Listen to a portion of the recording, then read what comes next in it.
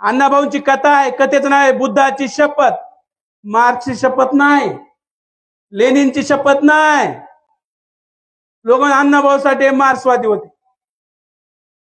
अण्णाभाऊ म्हणले जग बदल घालून घावं, सांगून गेले आम्हा भीमराव. जग कसं बदलायचं हे आम्हाला कुणी सांगितलंय?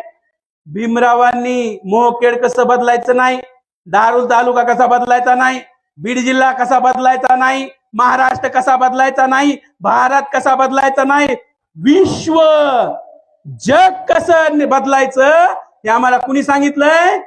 भीमरावांनी सांगितलंय.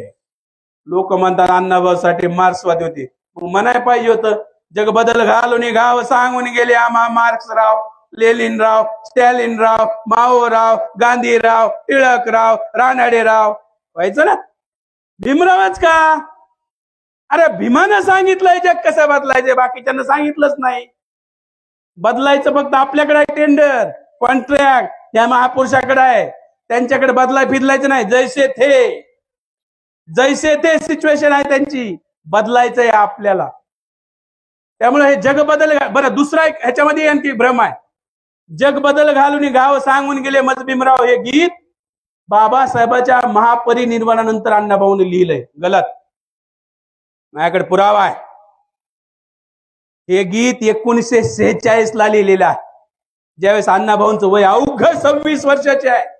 1920 चा जन्म, 46 ला जे लोकनाट्य लिहिलं देशभक्त घोटाळे, त्या देशभक्त घोटाळ्यामध्ये लिहिलेलं आहे.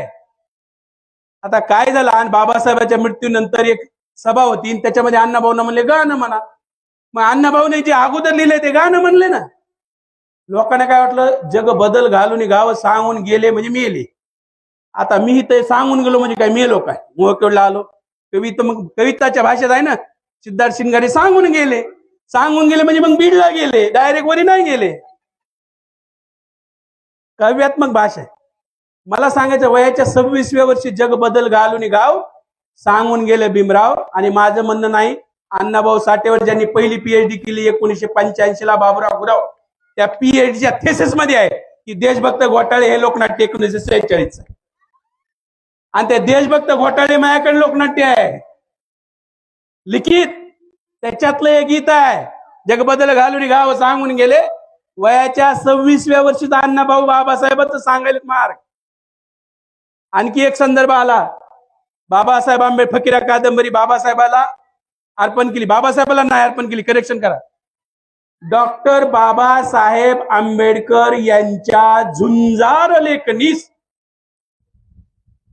डॉक्टर बाबासाहेब आंबेडकरांना नाही, बाबासाहेब आंबेडकरांच्या लेखणीला म्हणजे पियानाला.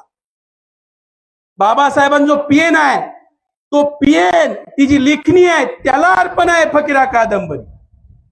शब्द काय? झुंजार. आपल्या जिल्ह्यात पेपर आहे झुंजार नेता. तुमच्या माहितीसाठी सांगतो, हा आंबेडकर चळवळीचा पेपर होता. कळसंबरचे धनवे, शामराव कांबळे, आराक्षर या लोकांनी, आंबेडकर चळवळीतल्या लोकांनी आज सुरू केला पेपर झुंजार नेता. आणि कोण आहे त्यांचा झुंजार नेता? डॉक्टर बाबासाहेब आंबेडकर. बाबासाहेबाला झुंज देणारा नेता, झुंजार नेता. तो पेपर चलवून नाही झाला म्हणून मग बीजेपीला ऐकलाय. नंतर आता तो बीजेपीच्या ताब्यात आहे, पण ते आपला पेपर आहे. झुंजार नेता. आपल्या बीड जिल्ह्यातील लोकांनी उपाधी दिली बाबासाहेबाला.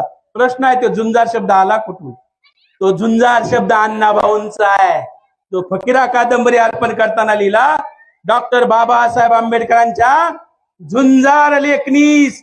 म्हणजे लेखणी कशी आहे? झुंज देणारी आहे.